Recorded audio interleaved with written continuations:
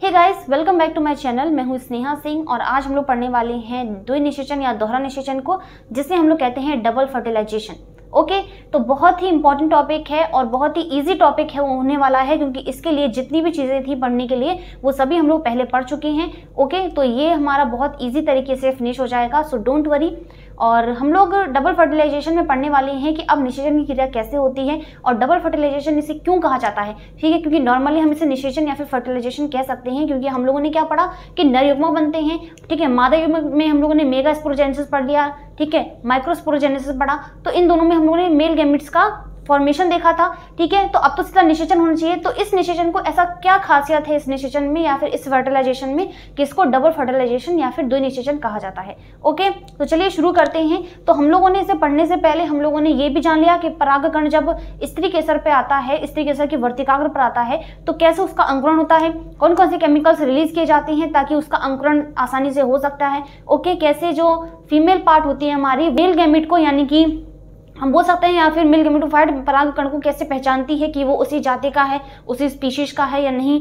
ठीक है, तो ये सब चीज़ें तो हम पढ़ चुके हैं। परागनलिका कैसे बनती है, पोलन ट्यूब कैसे बनती है, कैसे वो जर्मिनेट होती है, ठीक है, कैसे वो परागनलिका कैसे होती है, किस चीज़ की बनी होती है, ये सब चीज़ें हम लोगों ने पढ़ ली हैं। आते हैं अपने टॉपिक पर, डबल फर्टिलाइजेशन। ओके, तो आज हम लोग पढ़ने वाले हैं डबल फर्टिलाइजेशन को।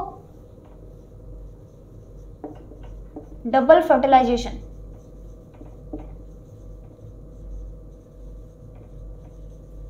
ओके, जिसे हम बोलते हैं द्विनिषेचन अथवा दोहरा निषेचन।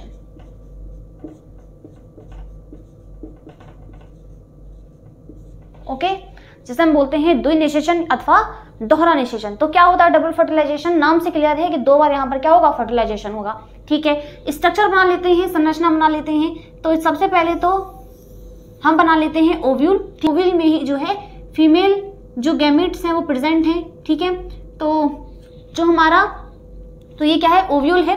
ओव्यूल जो है दो तरह के इंटेगुमेंट से कवर्ड होता है। दो तरह के इंटेगुमेंट्स होते हैं जो कि इसको कवर करते हैं। ओके,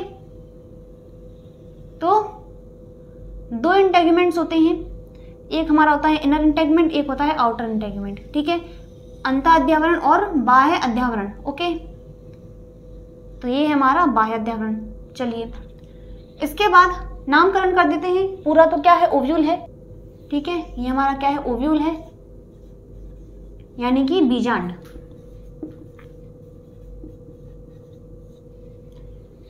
ये हमारा बाह्य अध्यावरण,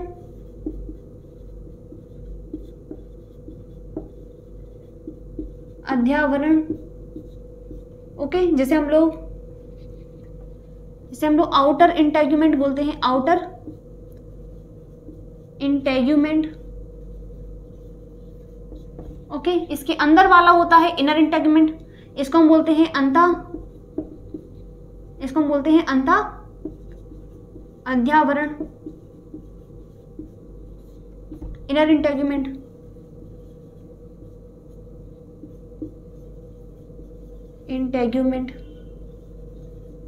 ओके, इसके बाद इसके अंदर की अब संरचना देख लेते हैं।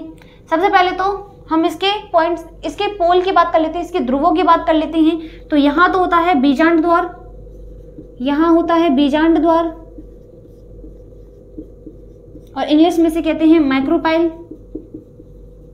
माइक्रोपाइल। जस्ट इसके अपोजिट वाला पोल कहलाता है निभाग। ओके, निभाग, और इंग्लिश में इसे बोलते हैं चलाजा एंड।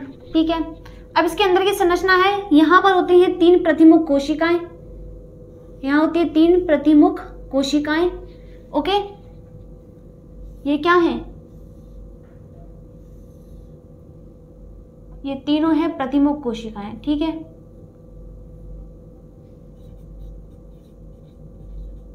प्रतिमुख कोशा लिख दूं मैं, कोशा या फिर कोशिका।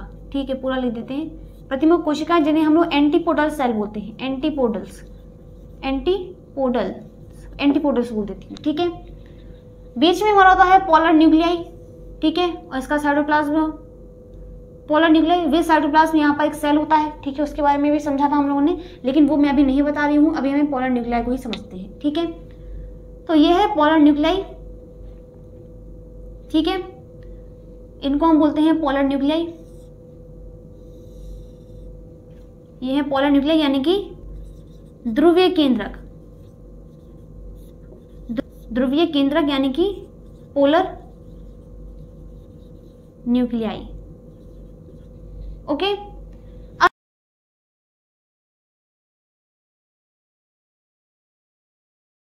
ओके, बीच में होता है अंड कोशिका, यहां होती है अंड कोशिका, ये हमारी अंड कोशिका,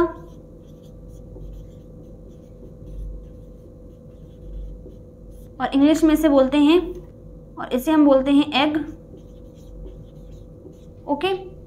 इसके दोनों तरफ होते हैं सहायक कोशिकाएं, जिन्हें हम लोग सिनर्जिड्स बोलते हैं। क्या बोलते हैं? इसके दोनों तरफ क्या होती है? सिनर्जिड्स होती हैं, यानी कि सहायक कोशिकाएं होती हैं, सहायक कोशिकाएं, सहायक कोशिकाएं, और ये प्रतिमुख कोशिकाएं हैं, ओके। सहायक कोशिकाएं जिसे हम बोलते हैं सिनर्जिड्स, ओके, सिनर्जिड्स। तो ये क्या है? हमारी ओव्यूल यानी कि बीजांड की संरचना है, बीजांड का स्ट्रक्चर है, यानी ओव्यूल का स्ट्रक्चर है। अब इसमें हम द्विनिषेचन की क्रिया को समझते हैं कि द्विनिषेचन जो है कैसे होता है, ठीक है। नलिका से क्या आते हैं? दोनों नर युग्मक आते हैं, ओके। यहाँ पर बना लेते हैं हम पराग नलिका। तो क्या होता है? अब पराग नलिका आती है जो कि दोनों नर युग्मक को लेकर आती है अपने साथ, ठीक है। पराग नलिका जो है वो दोनों नर युग्मकों को अपने साथ लेकर आती है, ये पराग नलिका है, ठीक है। क्या है? पराग नलिका है।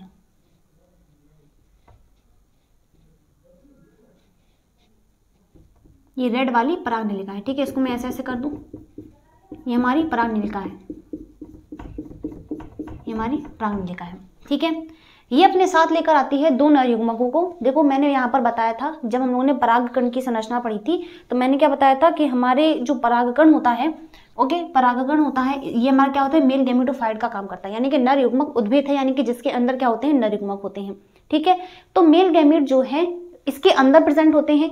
यहाँ पर हमारी एक होती है वेजिटेटिव सेल जो कि बड़ी होती है, और एक होता है जनरेटिव सेल, ठीक है। एक होती है कायक कोशिका, कायक कोशा, ठीक है, यानी वेजिटेटिव सेल, और दूसरी होती है जनरेटिव सेल, या फिर जिसे हम बोलते हैं जनन कोशिका, जनन कोशा, ठीक है। जनन कोशा जो है कई बार ये माइटोसिस करके, यानी कि समसूत्री विभाजन करके दो भागों में दो कोशिकाएं बना लेती है। तो कभी कभी जो जनरेटिव सेल्स होती है ना, ये दो कोशिकाओं में विभाजित हो जाता है। और जो कायक कोशिका है, क्योंकि इसका साइटोप्लाज्म यानी कि इसका कोशिका द्रव्य बहुत ज्यादा होता है, बहुत ज्यादा सघन होता है, जिसके कारण से ये क्या करती है? इन दोनों नर युग्मकों को पोषित करती है, ओके। तो मोस्टली यहाँ पर देखा जाता है कि कुछ नर युग्मक जो हैं उनमें जनन कोशिका जो है वो विभाजित हो जाती है, ठीक है, और दो नर युग्मकों का निर्माण कर लेती है, ठीक है।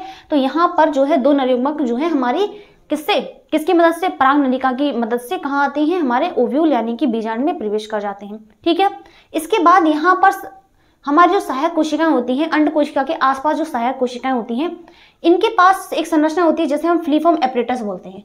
इस प्रकार से फिलीफॉर्म एपरेटस ऐसी संरचनाएं होती हैं, ठीक है, याद रखिएगा।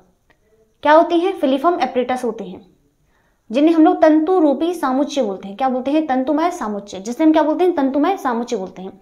दिख रहा है यहाँ पर, देखो इस तरह की संरचना है। ये हमारी सहायक कोशिकाएं हैं आसपास, और बीच में हमारी अंड कोशिका है, ओके। इन सहायक कोशिकाओं के इस तरह से यहाँ पर क्या होते हैं? फिलीफॉर्म एपरेटस यानी कि तंतुमय सामुच्चय संरचनाएं होती हैं, ओके। ये तंतुमय सामुच्चय संरचनाएं होती हैं जो ये क्या करती हैं? जो कि डायरेक्शन प्रोवाइड करते हैं, जो मेल गैमेट्स होते हैं उन्हें डायरेक्शन देती हैं कि उन्हें कहाँ जाना है, ठीक है। तो ये डायरेक्शन देने का काम करती है, यानी कि दिशा निर्देशन का काम करती है, ओके। समझ में आई बात? तो यहाँ पर मैंने अभी क्या बताया? मैंने बताया कि पराग नलिका जो है वो अपने साथ दोनों नर युग्मकों को लेकर आती है अपने साथ में, ठीक है। यहाँ पर दो नर युग्मक हैं, एक ये रहा, ठीक है, और एक ये है। ये क्या है? मेल गैमेट्स हैं, मेल गैमेट्स, ओके। दोनों नर युग्मक है, दिख रहा है, ठीक है, नर युग्मक है। अब यहाँ पर दो नर युग्मक जो हैं दोनों ही क्या करेंगे? संलयन करेंगे। क्या करेंगे? दोनों ही क्या करेंगे? फर्टिलाइजेशन या निषेचन की क्रिया करेंगे, ओके। अब दो नर युग्मक कैसे निषेचन करते हैं? देखो यहाँ पर 2 बार निषेचन की क्रिया होती है, इसी कारण से इसे द्विनिषेचन या दोहरा निषेचन कहते हैं। यहाँ पर होता क्या है देखिए समझिए, 2 नरयुग्मक हैं, इनमें से एक नरयुग्मक, अब ये दोनों नरयुग्मक यहाँ जाएंगे, ठीक कहाँ जाएंगे, ये दोनों नरयुग्मक जो है कहाँ जाएंगे, सहायक कोशिका में जाएंगे, किसी एक सहायक कोशिका में जाते हैं। सहायक कोशिका में जो फिलीफॉर्म एपरेटस होते हैं यानी कि जो तंतुमय सामुच्य होते हैं, ये दिशा निर्देशन का काम करते हैं। इसके बाद दिशा देने के बाद सहायक कोशिकाएं जो है वो क्या हो जाती है, समाप्त हो जाती है। ओके, तो जो सहायक कोशिकाएं है ना ये हमारी समाप्त हो जाती है, नष्ट हो जाती है। ओके, तो सहायक कोशिकाएं जो है दिशा बता करके नष्ट हो जाती है। इनमें जो तंतु रूपी सामुच्य है ना उनका काम होता है दिशा दिखाना, ठीक है। इसके बाद सहायक कोशिका का कोई काम नहीं होता तो ये नष्ट हो जाती हैं। ओके, अब नरयुग्मकों में से एक नरयुग्मक जो है वो इस केंद्रक के साथ, इस अंड कोशिका के केंद्रक के साथ क्या कर लेता है, संलयन कर लेता है। ओके, इसके साथ क्या कर लेता है, संलयन कर लेता है। तो अंड कोशिका यहां पर क्या होता है, जो एग है, तो यहां पर क्या है, एग प्लस मेल गैमेट जो है, यहां पर एग प्लस मेल गैमेट जो है फ्यूज कर लेते हैं। ओके, अब एक मेल गैमेट ने तो यहाँ पर फ्यूज कर लिया, ठीक है, अंड कोशिका के साथ। अब दूसरा जो नरयुग्मक है ना ये किसके साथ करेगा, तो ये कर लेता है इन द्वितीय केंद्रकों के साथ। तो ये नरयुग्मक जो है यहाँ आ जाता है। ओके, ये नरयुग्मक जो है यहाँ आकर के इनके साथ फ्यूज कर लेता है और यहाँ पर क्या बन जाता है, यहाँ पर बन जाता है मेल गैमेट। यहाँ पर क्या होता है, male gamete plus polar nuclei. Okay, polar nuclei जिसको मैं PN से डिनोट कर रही हूँ। ओके, तो यहाँ पर 2 बार निषेचन होता है, ठीक है, 2 बार निषेचन की क्रिया होती है। एक जो नरयुग्मक होता है, एक जो मेल गैमेट होता है वो अंड कोशिका के साथ निषेचन कर लेगा। ओके, और दूसरा नरयुग्मक जो है वो द्वितीय केंद्रक, जो बीच में दो केंद्रक उपस्थित है ना उनके साथ मेल गैमेट यानी कि जो नरयुग्मक है वो संलयन कर लेता है। बात समझ में आई। तो यहाँ पर अब संरचना कैसे बनती है देखो, तो यहाँ पर देखो, अब यहाँ पर काफी ज्यादा कंफ्यूजन हो जाएगी, ठीक है, अगर मैं यहाँ पर ही सब कुछ बना दूंगी। तो अब हम यहाँ पर हम समझते हैं यहाँ पर, ठीक है। देखो यहाँ पर मैं इस चीज को लिख देती हूँ, उम्मीद है कि आप लोगों को समझ में आ रहा होगा। देखो मैंने यहाँ पर क्या बताया, मैंने यहाँ पर बताया कि यहाँ पर 2 बार निषेचन होता है, 2 निषेचन होता है। हमने सबसे पहले क्या देखा कि परागनलिका जो है वृद्धि करती हुई बीजांड में आती है और साथ ही साथ हमने नरयुग्मकों को भी साथ लेकर आती है, ठीक है। ये दोनों नरयुग्मकों को साथ लेकर आई। इसमें से एक नरयुग्मक जो है, और ये दोनों कहाँ जाते हैं, सहायक कोशिकाओं के पास जाते हैं, ठीक है। यहाँ पर क्या होता है, फिलीफॉर्म एपरेटस होता है। तो ये क्या है, फिलीफॉर्म एपरेटस है। ये क्या है, ये है ना इस तरह की संरचना है ना, ये क्या है, फिलीफॉर्म एपरेटस है, जिनको हम लोग तंतुमय सामुच्य कहते हैं, ठीक है। यहाँ पर मैं लिख देती हूँ तंतुमय सामुच्य, तंतुमय सामुच्य है ये, क्या है, फिलीफॉर्म एपरेटस है, फिलीफॉर्म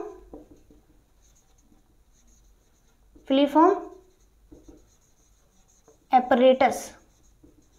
ओके, फिलीफॉर्म एपरेटस होते हैं, ठीक है। तो ये तंतुमय सामुच्य क्या काम करते हैं, उन्हें निर्देश देते हैं, उन्हें दिशा दिखाते हैं कि उन्हें कहाँ जाना है, अंड कोशिका कहाँ पर है, ठीक है, और पोलर न्यूक्लियाई या वो कहाँ पर प्रेजेंट है। ओके, इसके बाद यहाँ पर निषेचन की क्रिया जो है शुरू हो जाती है। यहाँ पर अंड कोशिका जो है, अंड कोशिका, देखो इसको मैं,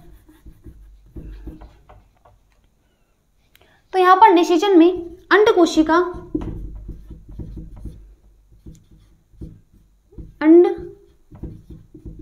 कोशिका जो एक्सेल है ना, ये जो एक्सेल है ना, इसका न्यूक्लियस, तो ये कैसी है हमारी, अगुणित होती है, ठीक है, N होती है, प्लस नरयुग्मक जो है, नरयुग्मक ये भी कैसा है, N होता है, ठीक है, अगुणित होता है। तो ये दोनों क्या है, अगुणित होते हैं, क्योंकि हम लोगों ने क्या पढ़ा था, मेगास्पोरोजेनेसिस में, और हम लोगों ने माइक्रोस्पोरोजेनेसिस में पढ़ा था, यानी दीर्घ बीजाणु जनन में और लघु बीजाणु जनन में, दोनों में देखा था कि दोनों में जो भी हमारे गैमेट्स बनते हैं उनमें जो नंबर ऑफ क्रोमोसोम है वो हाफ हो जाता है, यानी गुणसूत्रों की संख्या आधी हो जाती है, ठीक है, ये तो हम जानते ही हैं। तो ये भी अगुणित होती है हमारी अंड कोशिका, और जो नरयुग्मक है ना वो भी क्या होगा, अगुणित होगा। अगुणित और अगुणित दोनों ही मिल करके क्या बना लेंगे, एक द्विगुणित संरचना बना लेते हैं, यानी कि 2n बना लेते हैं।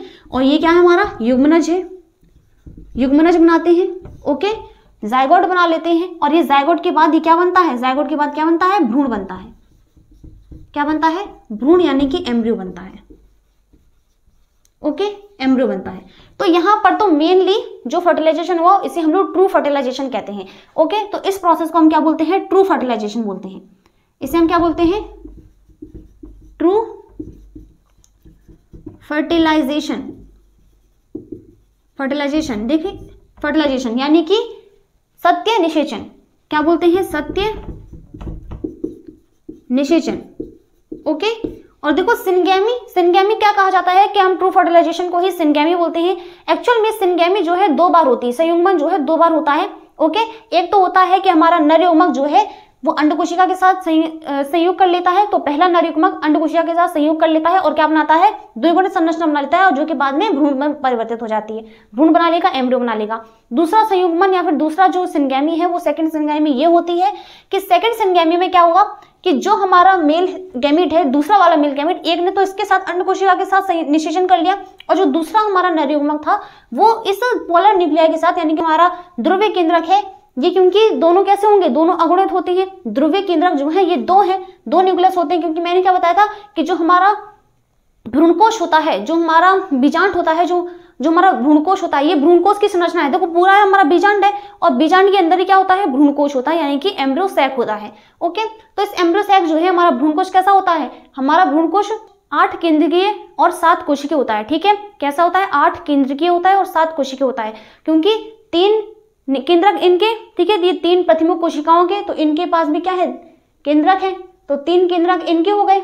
ओके, 2 केंद्रक ये रहे, क्योंकि ये पूरा इसका क्या है, यहाँ पर पूरा इसका साइटोप्लाज्म होगा, ये बहुत बड़ी सेल होती है क्योंकि इसका साइटोप्लाज्म काफी ज्यादा होता है। ओके, तो ये हमारे 2 केंद्रक ये हो गए, तो 3 ये 2 ये, यानी कि 5, और 3 केंद्रक इनके होते हैं, सहायक कोशिकाओं के 2 होते हैं और 1 अंडकोशिका होती है ना, तो इन 3 ये हो गए। ठीक है, तो टोटल 8 केंद्रक होते हैं, यानी कि 8 न्यूक्लियस होते हैं, और मिला करके कुल मिलाकर के 7 कोशिकाएं होती है। ठीक है, क्योंकि ये जो हमारे पोलर न्यूक्लियाई हैं ये दोनों ही एक कोशिका में क्या होते हैं, आबद्ध होते हैं, यानी कि बंद रहते हैं। ओके, तो 7 कोशिकाएं होती हैं और 8 केंद्रक होते हैं। बात समझ में आई, ये तो हम लोग पढ़ ही चुके थे। ठीक है, तो अब ये दूसरा वाला निषेचन कैसा होता है, सेकंड निषेचन या फिर सेकंड फर्टिलाइजेशन कैसे होता है, देखिए यहाँ पर, तो हम इसे रफ कर देते हैं। ठीक है, इंटरव्यूमेंट्स को हम लोग रफ कर दें, इसके पार्ट्स को हम रफ कर देते हैं और समझते हैं।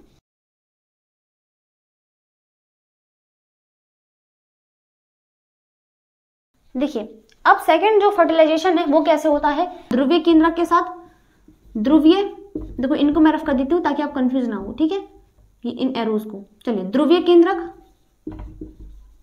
केंद्रक के साथ जो कि कैसा होता है, 2n होता है, ये दोनों ही n और n प्लस 2n होते हैं। तो ध्रुवीय केंद्रक कैसे होंगे हमारे, 2n होते हैं, क्योंकि ये 2 न्यूक्लियस यहाँ पर प्रेजेंट होते हैं ना, तो ये 2n होता है। ठीक है, 2 न्यूक्लियस है, प्लस हमारा नर युग्मक,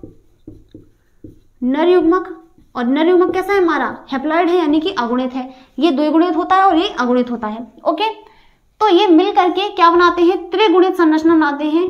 क्या बनाते हैं, त्रिगुणित, यानी कि त्रिगुणित संरचना बनाते हैं, ये त्रिगुणित संरचना बनाते हैं। और जो आगे चल करके क्या बन जाता है, जो आगे चल के क्या बनेगा, इसको मैं यहाँ पर मार्जिन कर देती हूँ ताकि इनमें आप अंतर कर सको। ठीक है, ये अलग है और ये अलग है। त्रिगुणित संरचना बना करके ये बनाते हैं प्राथमिक भ्रूणकोश, ये बनाते हैं प्राथमिक भ्रूणकोश केंद्रक। ओके, क्या बनाते हैं, प्राथमिक भ्रूणकोश केंद्रक बनाते हैं, जिसे हम लोग क्या बोलते हैं, प्राइमरी एंडोस्पर्मिक न्यूक्लियस बनाते हैं। ठीक है, जिसे हम लोग क्या बोलते हैं, प्राइमरी एंडोस्पर्मिक न्यूक्लियस। ओके, क्या बोलते हैं, प्राइमरी एंडोस्पर्मिक न्यूक्लियस बोलते हैं। ठीक है, इसे हम लोग क्या बोलते हैं, PEN बोलते हैं, प्राइमरी एंडोस्पर्मिक न्यूक्लियस, यानी शॉर्ट में PEN बोलते हैं। ओके, तो ये बना लेता है बाद में भ्रूणकोश कोशिका, तो ये बाद में फिर कोशिका बना लेता है, जिसको हम लोग PEC यानी कि पैक बोलते हैं, यानी कि प्राइमरी एंडोस्पर्मिक सेल बोलते हैं। ओके, बात समझ में आई। तो हमारा क्या है, डबल फर्टिलाइजेशन या द्विनिषेचन या दोहरा निषेचन। एक बार फिर से हम लोग इस चीज को रिवाइज कर देते हैं। ठीक है, चलिए, हम लोगों ने एक संरचना बनाई ओव्यूल की, यानी कि बीजांड की। बीजांड में हम सभी चीजें जानते हैं। ठीक है, और इसके अंदर ही क्या होता है, भ्रूणकोश होता है। याद रखिएगा, इसके अंदर यही भ्रूणकोश की संरचना होती है, जिसमें सारी जो सेल्स प्रेजेंट होती है। ठीक है, और पूरा हमारा बीजांड होता है। जैसे अंडाशय था, अंडाशय में बीजांड था, और बीजांड के अंदर ही क्या होता है, भ्रूणकोश होता है। ठीक है, देखिए, भ्रूणकोश में हमने क्या सभी सेल्स को बना लिया था। ठीक है, हमारी 3 प्रतिमुख कोशिका एंटीपोडल सेल्स होती है, जो कि निभाग की ओर होती है, यानी चराजा एंड पर होती है। इसके जस्ट अपोजिट वाले पार्ट पर क्या होता है, सहायक कोशिकाएं होती हैं, 2 सहायक कोशिकाएं, और बीच में अंड कोशिका यानी एक्स सेल प्रेजेंट होती है। बीच में पोलर न्यूक्लियाई यानी कि ध्रुवीय केंद्रक होते हैं। अब यहाँ पर जो हमारी परागनलिका है वो वृद्धि करते हुए बीजांड में प्रवेश करती है, और साथ ही साथ में उसी में क्या प्रेजेंट होते हैं, नर युग्मक यानी कि नर केंद्रक उपस्थित होते हैं। ओके, तो यहाँ पर क्या होता है कि दोनों को अंदर जाने के लिए, इन्हें डायरेक्शन देने के लिए, इन्हें दिशा दिखाने के लिए 2 तंतु रूपी सामुच्य उपस्थित होते हैं, जो कि कहाँ होते हैं, हमारे दोनों सहायक कोशिकाओं में। दोनों नर युग्मक जो है सहायक कोशिका, किसी भी सहायक कोशिका में प्रवेश कर जाएंगे, वहां पर उन्हें दिशा दिखाई जाएगी। इसके बाद जो सहायक कोशिकाएं हैं वो नष्ट हो जाती हैं। ओके, इसके बाद देखो निषेचन के बाद भी सहायक कोशिकाएं नष्ट हो सकती हैं। ऐसा हो सकता है कि निषेचन पूरा हो गया और निषेचन पूरा प्रोसेस इनकी क्रिया हो चुकी है, फिर सहायक कोशिकाएं नष्ट हो जाती हैं, प्रतिमुख कोशिकाएं भी नष्ट हो जाती हैं। ओके, तो पहला नरयुग्मक जो है वो हमारा किससे, अंड कोशिका से निषेचन कर लेता है।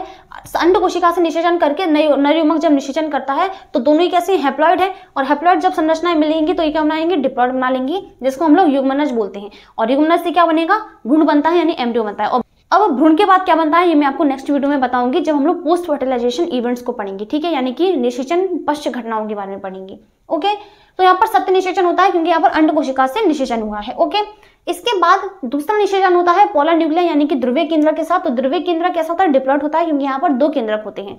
इसके साथ साथ नरयुग्मक यानी कि वो हैप्लॉइड होता है। ये दोनों जब निषेचन करते हैं तो यहाँ पर त्रिसंयोजन होता है, यानी त्रिसंयोजन होता है। तो यहाँ पर ट्रिपल फ्यूजन होता है, त्रिगुणित संरचना बनती है, जो कि क्या बना देती है, प्राथमिक भ्रूणपोष केंद्रक बना लेती है। और ये कैसा होता है, ट्रिप्लॉइड होता है। कैसा होगा, ट्रिप्लॉइड यानी कि त्रिगुणित होता है। तो यहाँ पर त्रिसंयोजन होता है, त्रिसंयोजन होता है, ठीक है, ट्रिपल फ्यूजन होता है। ओके, इसके बाद प्राथमिक भ्रूणपोष केंद्रक को हम लोग इंग्लिश में प्राइमरी एंडोस्पर्मिक न्यूक्लियस बोलते हैं, और शॉर्ट में PEN या फिर पैन बोलते हैं। पैन जो है डिफरेंशिएट होगा, ठीक है, आगे जाकर ये विभाजन करेगा और केंद्र विभाजित होकर ये क्या बना लेंगे, सेल बना लेंगे, ठीक है। तो एक कोशिका बन जाती है, ठीक है। अब ये भ्रूणपोष केंद्रक जो है आगे चल के क्या बनाएगा, कोशिका बनाएगा। तो यहाँ पर प्राइमरी एंडोस्पर्मिक सेल बन जाती है, यानी कि प्राथमिक भ्रूणपोष कोशिका बन जाती है। और ये प्राथमिक कोशिका जो है विभाजन करके क्या बनाएगी, भ्रूणपोष बनाएगी। ओके, क्या बनाएगी, भ्रूणपोष यानी कि एंडोस्पर्म बनाएगी। ओके, एंडोस्पर्म में क्या होता, अब ये एंडोस्पर्म यानी कि भ्रूणपोष क्या होता है ये भी मैं आपको नेक्स्ट वीडियो में समझाऊंगी, ठीक है। ये तो हम लोगों ने समझ लिया दोहरा निषेचन।